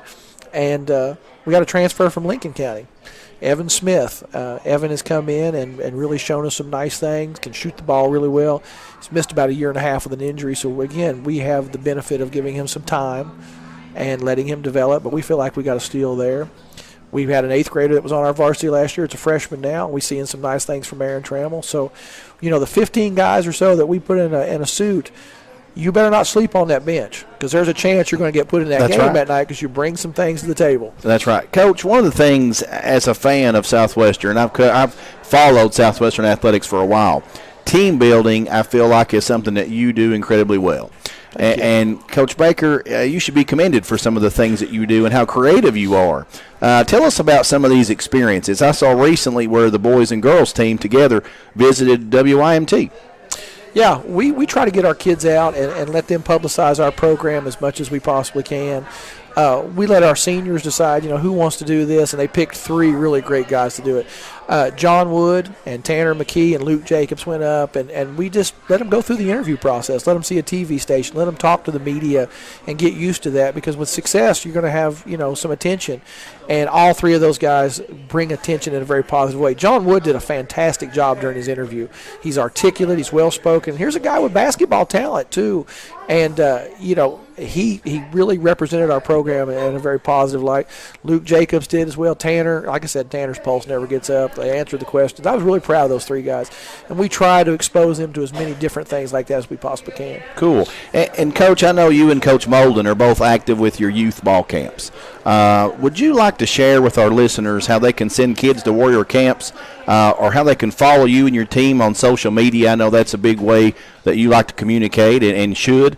I know this summer I was able to watch some live stream action that you posted where you had an NBA-style draft with your camps, and I know the kids love that kind of stuff. And I was able to see some of the Nancy kids that I knew personally going through that and, future Warriors. So talk to us about that stuff, Coach. We love that. That is the best, one of the best parts of our job is that we get to interact with all the kids on the south end. And any kid from anywhere that wants to come. I mean, we'll open up the door. I was thinking on the ride over here, I can't understand why a kid doesn't want to be a Southwestern Warrior. I just can't understand it. I agree. We have, and there's a lot of great programs. I'm not putting anybody's program down, but I really feel like that we do so much with our youth, and our student section is so enthusiastic. Our fans are great. We've got a great school. So anytime we get to reach out to the little kids, we have a blast with that. We have our Warrior Academy because we're teaching. If you expect to bring your kid, drop them off, and just let's roll a ball out and keep them for 2 hours, we work them. I mean, that's part of our job. We have to develop these kids. We have a lot of kids from Nancy. I love me some Nancy kids, man. They come rolling in there. They want to play some basketball. And, I don't think I've ever had anything that Jack Baker's not been at. Oh, yeah. He's there, and now the little ones are coming with him. And I love it. Yeah. And Oliver Fry. Yes, sir. Oliver's there all the time. Yes, sir. Those kids come rolling in, and we really try to work them. And this year we wanted to give them a little something extra, so we did. We had an NBA draft. I let my players set up teams. They named them.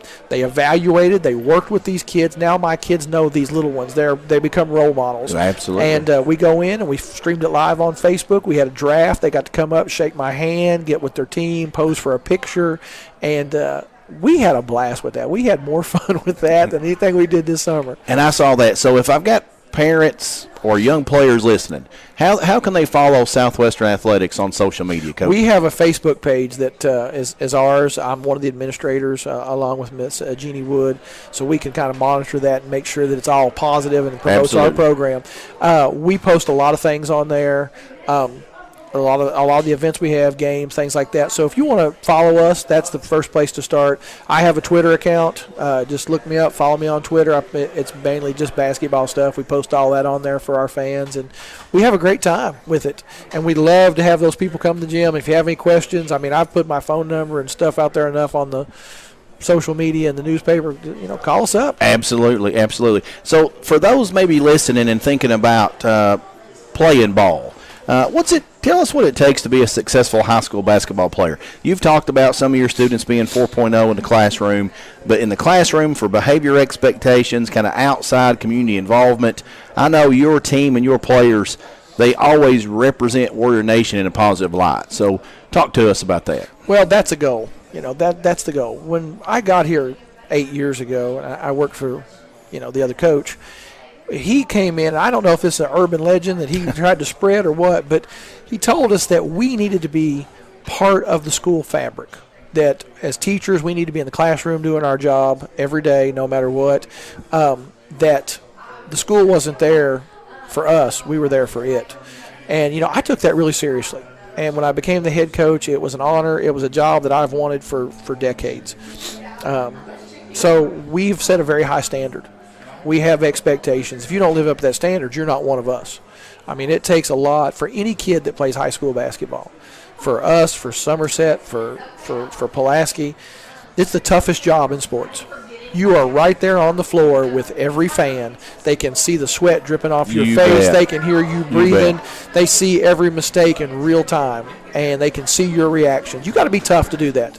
And we expect that toughness to carry over into the classroom. We have expectations about where you sit in the classroom, how you participate in the classroom. You don't live up to those expectations, you're not one of us. Coach, we're running out of time here, but before we get off, I would like to ask and just give you an opportunity to talk about who rounds out your coaching staff. I know that a lot of things happen, and you don't do it all by yourself. So who rounds out the coaching staff at Southwestern? Well, I'm very blessed to have an outstanding coaching staff. It is the best coaching staff that I've ever had as a head coach, and I've had some really good assistants. One of my former assistants is the head coach at Perry County Central, and I've been blessed to be around great coaches, but I have an outstanding staff. Don Daniel is my lead assistant. Don has 30-plus years of coaching experience. He's won a couple of regions on his own. He had a son that was an All-American in college. He knows how to develop players. He knows the game. Great human being. He does a fantastic job for him. We couldn't do it without him. And Dylan Gaskin, he is a kid that played for us. I remember Dylan. I was his freshman coach, JV coach, and got the pleasure of coaching him for 4 years. He's back with us, brings a tremendous amount of enthusiasm, that youthful enthusiasm. He loves our program, works hard, man, takes his job seriously. He's in the classroom like we talked about. I have expectations for my coaches just like I do the players. He's in the classroom every day, busting tail, and he teaches PE. And for 4 periods a day, he's out there participating in PE with his kids. He believes in that, and that's what we want. Rusty Glover is another kid that played at Southwestern and was on our coaching staff. He joined Al Gover at Campbellsville of Somerset for a year. He's come back and joined us here. Does a great job for us, man. He is our film guru, and he gives us an advantage there. And the fact that he can break down that, give us some stats on things, give us trends, just stuff you can't replace. I'm really lucky to have guys that are invested in Southwestern and want to be there. Okay, so, Coach, those that are listening that want to come out and watch Southwestern, tell us that first game. When can they catch you in action at Southwestern, first game of this season? We're going to be at the Wigwam on Tuesday night. We open up at home this year. We're looking for a big crowd. We're hoping everybody comes out, and let's get this season kicked off right. And we have a lot of games in December. We're at home, so it's a chance to catch us early, catch us often, and as I tell the kids, come early, stay late, and raise a lot of Hades while you're there, and let's have a great time. That's right. Well, this is Michael Gregg with LakeCumberlandSports.com. Coach Chris Baker, thank you. Good luck to you, Coach. Good luck to the Southwestern Warriors. Thank you for having us. We look forward to following you this season, and we'll be bringing a couple video games for sure, maybe some more if we can make arrangements to do that. We're going to work that out. We want to thank our listeners for joining us, and have a great season this year, Coach. Thank you very much for having us. Thank you. It's time to make your move and save at the Last Chance clearance event at Toyota of Somerset. Take aim at $9,500 off MSRP on new 2019 Toyotas, or 0% financing on select 2019 models, or get up to $4,000 customer rebate. Your turn to save and win on new 2020 Corollas, only $159 a month. And we're paying top dollar for your trade-in. So come on in. We're all about you. Oh, it's time to auction. Who you gonna call? Whether it's a farm, home, personal, or commercial property, Ford Brothers Auctioneers bring home the bacon for your next auction. On site, online, simulcast. Whatever works best for you, that's what we do. Award-winning marketing to support your auction. And FordBrothersInc.com has the most unique visitors for auctions in the market. Give us a call for your next auction. At Ford Brothers, we're selling the country. And welcome back to Buffalo Wings and Rings as we bring the nightcap together as Mike Curran back after a couple hours. They couldn't find anybody else. Junior Mullen joined us, the new, not so new head girls basketball coach at Southwestern. Coach, how are you? Good, Mike. Thanks for having me on. Hey, it's kind of like old home week.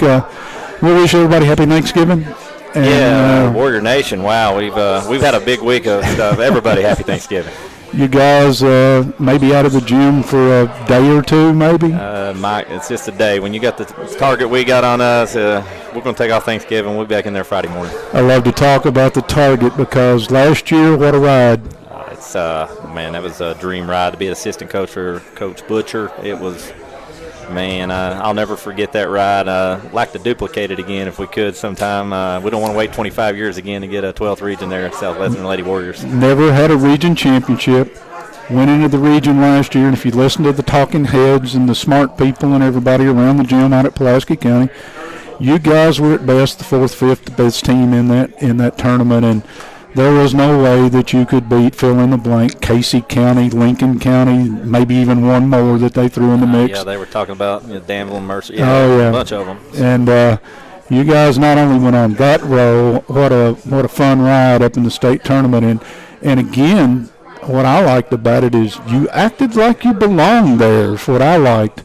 That's a tribute to Coach Butcher and learning from him. He expected to win every night, and I'm going to tell you, every day in practice, he thought and told us we were going to win that 12th region. Even on February 11th, when everybody had us ranked 5th, it just made him more mad. I mean, we got in there, and he said, okay, nobody has to believe in us. We just have to believe in ourselves, and we did. Start out this year, you lost a stat machine in Callie Sharon off your basketball team last year. Every game I did of your alls, if you look down the list, I made this comment about another player earlier. If she got 6 points at the end of the game, you might say she played an outstanding basketball.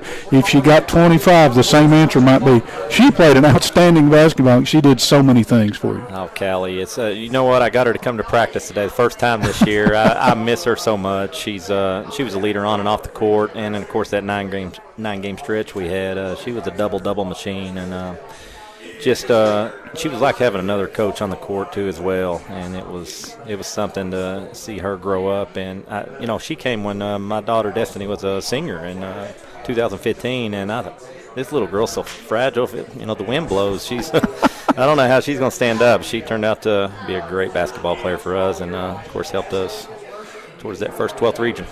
Enough reminiscing. Let's talk about this year. One thing you and I talked about before we went on the air, we want to make sure we talk about the kids and the coaches. Let's start anywhere you want to. I'd like to start with my 5 seniors. I've got Jenna Wood coming back, Kennedy Harris, Reggie Cundiff, Lily Turpin, and Kayla Hall. Talk about leadership. 3 of them girls have started 4 years. I mean, got so much experience, and I'm so fortunate to have that, especially with my JV groups in practice and stuff. we got a bunch of good kids that really helped them growing up, because we want to continue to be a force in this 12th region for a long time to come, and their leadership is helping with that. You go back, we mentioned in the opening a little bit, the new head coach, not so new. You were telling me outside, do you have any idea how many games at Southern, Southwestern, and the summer leagues and everything, do you have any idea how many games you've coached in this program? Let's just safe to say in the hundreds times many. No, I would say thousands. I mean, I've been doing this since 2005 with the Lady Warrior program, just AAU. I remember one year we had 90-something games, if you count the AAU and the middle school together, with the quarter group, Destiny Molden, Samantha Fisher, Father Gill, Brittany Combs, that group. It was just, we went everywhere. We got most of them off the softball field, turned them into basketball players, and it started there for me, and I love building up the program and trying to get us, like I said, to compete for that first 12th region, which we finally got. Any hesitation at all when Coach Butcher decided to step up into the management of the school system, and you were approached about the job. Any hesitation at all to make that move? Be honest, Mike, yes, there was. I've always been very comfortable with the middle school program and just building up our youth. And I wanted to see what possibly was out there to come to our program, but it was, once I talked with Coach Butcher and our people in charge, it was a no-brainer. It was a time in my life where I needed to, if I was ever going to take on this endeavor, it was now. My wife has been great, supportive.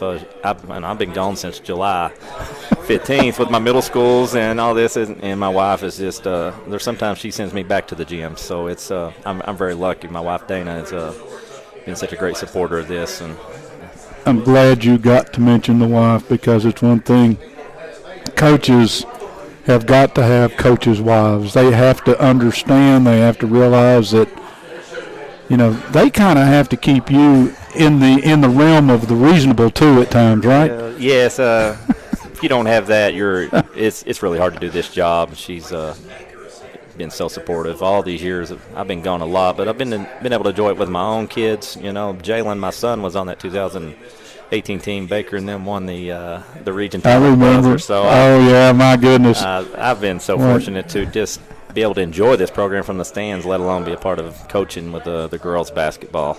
All right, we got through the seniors on your squad. You want to drop on down and touch on some of the other young ladies? I got 2 juniors on the team, Mike. Alexa Smitty and Marissa Lovelace. Alexa has been starting since, she says 7th grade. I told her 8th grade, but she's it's so many years now. She's been our point guard ever since quarter, and my daughter Destiny left, and she works so hard. She's a gym rat. Stays in the gym. Everybody I talk to, she was there with my middle school groups when I was coaching. This year she's like an assistant coach, and she got that taste of Rupp Arena, and she wants to go back, and it's something that she talks every day about to me. So I'm really excited to have her back at point guard and want to keep her healthy. Marissa Lovelace has had some injury issues right now with her ankle. I'm planning on starting her at the 5 if I can get her healthy. We've been so small in these scrimmages, and it's hurt us on the rebounding end. So we're looking forward to getting her healthy. She tried to go out a little bit today. She's about 80%. So if I can get her healthy in these next couple of weeks, I think we'll have her starting lineup straightened out.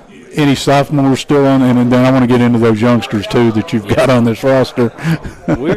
We've got I got a really good group of sophomores. That I've got Kaylee Young that's going to play the 2 and 3 for us some, and she gave us some big minutes. If you remember Rupp Arena, I do. She done really well there last year. Michaela Nordis, another sophomore, baseline to baseline. You're not going to find a quicker kid in the region. I mean, she can flat get up and down the floor. Just got to keep her confidence up. The scrimmages, we've had a couple of younger ones step up with Aiden Smitty, freshman guard. It's Alexa's sister. She's coming on. She can play the 1 and the 2.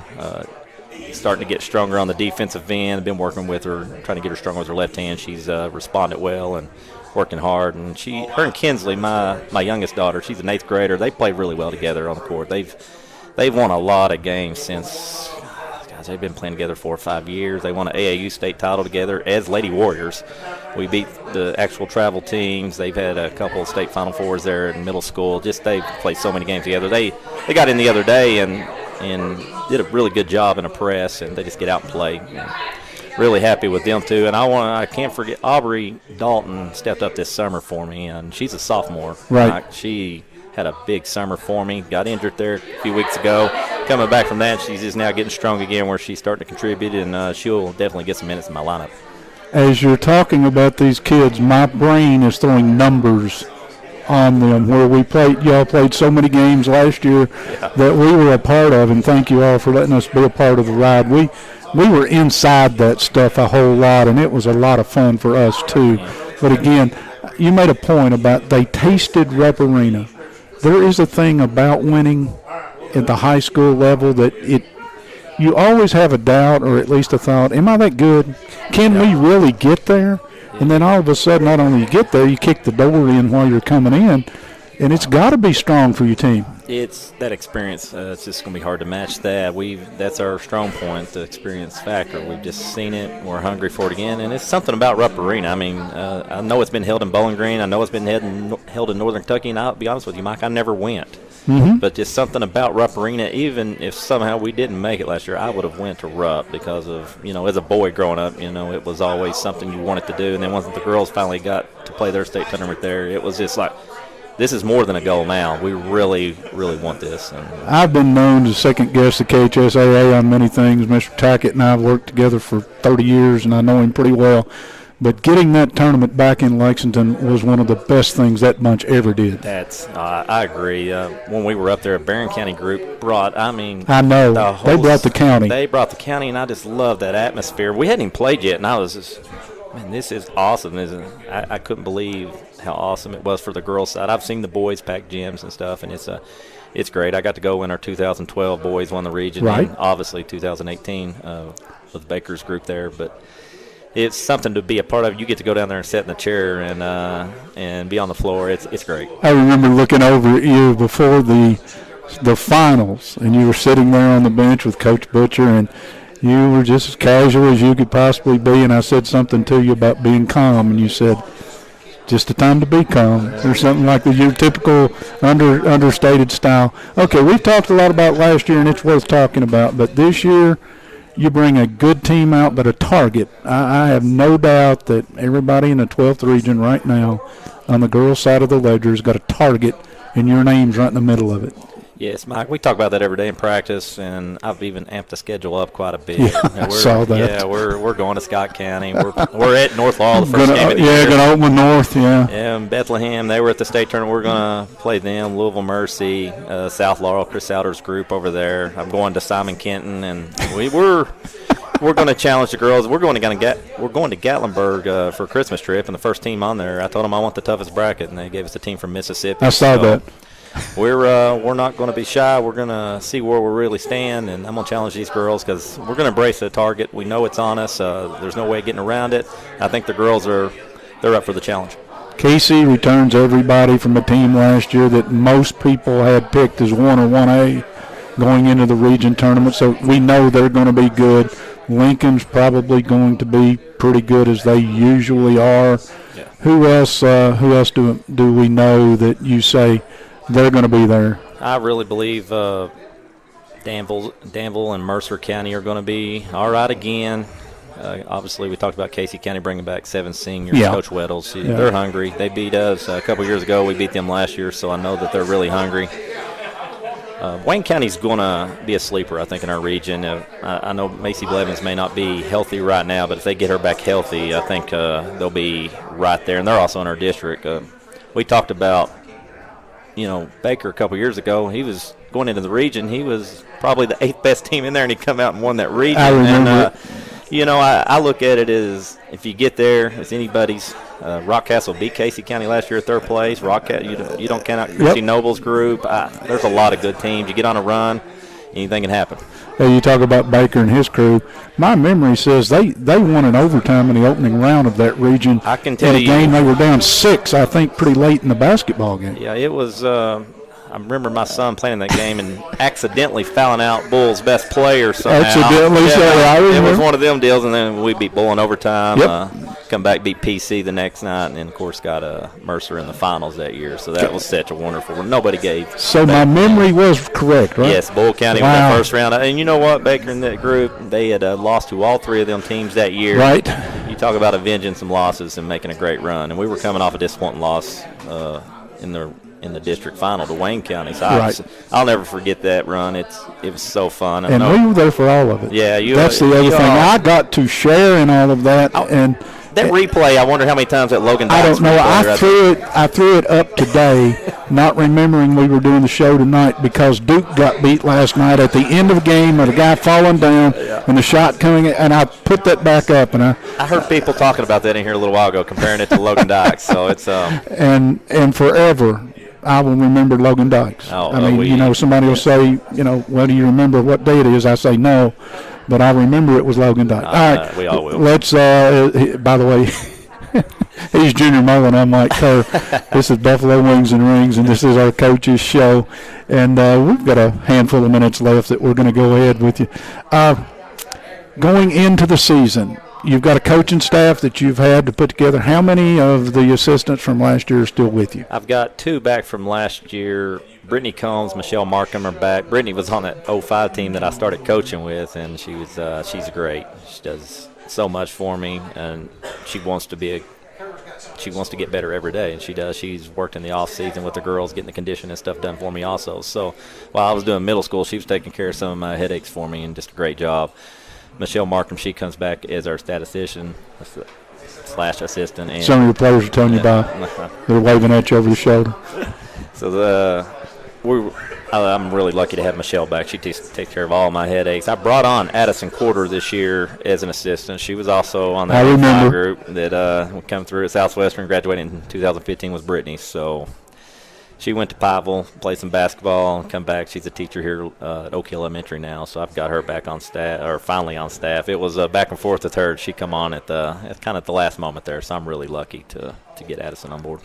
It's good to know that you have a coaching staff that all have ties to your program and to you. Yes. And I think the transition, wish you the best. My goodness. I mean, before you run me off okay, here. Okay, we're not going to run you off. Don't run me off. I got an open mic. Let's go. I got a couple more girls. Kyla Foreman. Yes, I forgot to mention about Cal. I know she's injured. Yes. She is injured. I don't think she's going to play this year, but that was, we kind of had her pegged to be the starting replacement for Callie. Right. And so she had an ACL tear in the summer when we were playing up at the Lincoln County. So I think she's going to be out for the year. We're going to sorely miss her and where she was at. She was really doing well when that happened. And don't want to leave out Taylor Nelson. She's come on here recently in practice, been working hard, and she just, I know Kayla Hall and Lily, they really helped push her, especially in the JV stuff. And she's going to give us some time at center, backing up some. So I'm really looking forward to seeing her development this year. We're not pushed for time. Anything else you want to talk about? Be glad to. We're going to close this thing by. Well, it's awful windy outside right now, Mike. Is it? Well, I tell you what, we'll talk about the weather.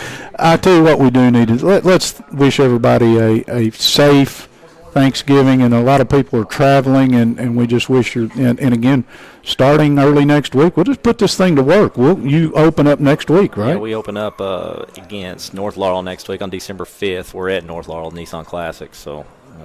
North returned everybody except one, I think, off of the team you beat in the state tournament. Right, the Hubbard girl, I believe, graduated, and they've got everybody back. So they told me not to be crossing 75 to start my coaching career, but I didn't listen too well. So well, again, you may learn a few things that some of them are giving you sound advice, but again, I like your schedule. Yeah. Some coaches couldn't step into a program like you're doing right now as a new head coach and play the schedule you're going to play, knowing there's some L's hanging around on that schedule somewhere maybe, and you're going to have to – but I think you grow by playing people. We'll definitely – whatever setbacks we have, adversity have, I'm sure we're going to grow from it, and I want to deal with that because I want to see where I get my group end of February, start of March. We're going to be there with you. I'm looking forward to it, Mike. He's Junior Mullen. I'm Mike Kerr. This is Lake Cumberland Sports at Buffalo Wings and Rings.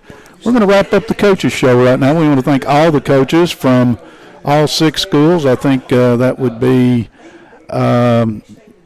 Casey Rexroth and Jared Dunbar from Somerset, and Junior, obviously, along with Chris Baker from Southwestern, and John Fraley and Chris Adkins for making this possible. For the folks here at Buffalo Wings and Rings, for all of us at Lake Cumberland Sports, we thank you. Look forward to it. Follow us. Get on the webpage. Pay attention. We'll be bringing you a lot of live local sports, and it's all because of people like Buffalo Wings and Rings. Coach, best of luck. Thank you, Mike. Happy Thanksgiving. We'll be bothering you again, and thanks for the interview. I told you handled this. Handled it good. Good night, everybody.